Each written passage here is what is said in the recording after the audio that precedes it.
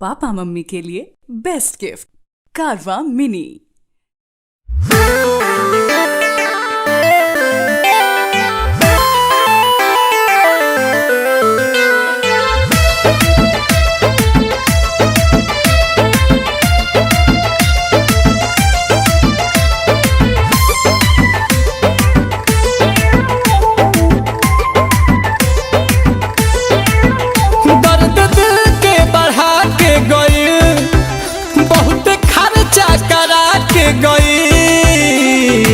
ये भात दोनों खाली बा ठंडो लगता।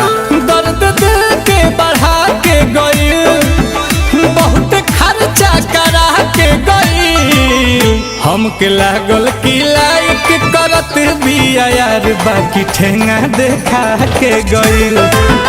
हमके लागल की लाइक करत भी यार, बाकी ठेंगा देखा के गई।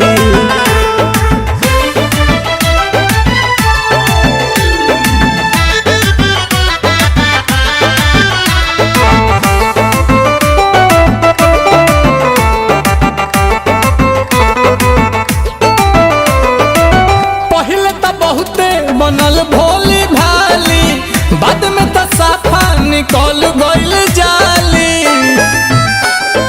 जेब भइल खाली, पहले तो बहुते बनल भोली भाली, बाद में उ साफा निकल गइल जाली। एगो चूमा चिखा के गइल, ज्यादा चूना लगा के गइल। हमके लागल की लाइक करत भी यार, बाकी ठेंगा देखा के गई। हमके लागल की लाइक करत भी यार, बाकी अंगूठा देखा के गई।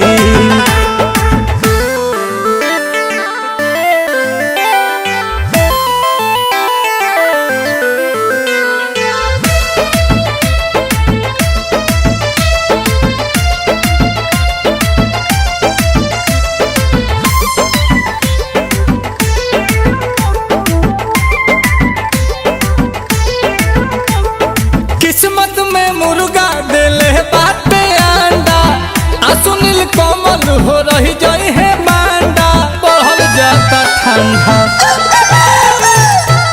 किस्मत में मुर्गा देले बाटे अंडा, सुनील कोमल हो रही जाई है बांडा। पहले टेलर दिखा के गई, कि अधवे फिल्म बना के गई। हमके लागल पसंद करत भी यार, बाकी ठेंगा देखा के गई। कि हमके लागल की लाइक करत भी यार, बाकी अंगूठा देखा के गई। बाद में जीहू बिरा के गई।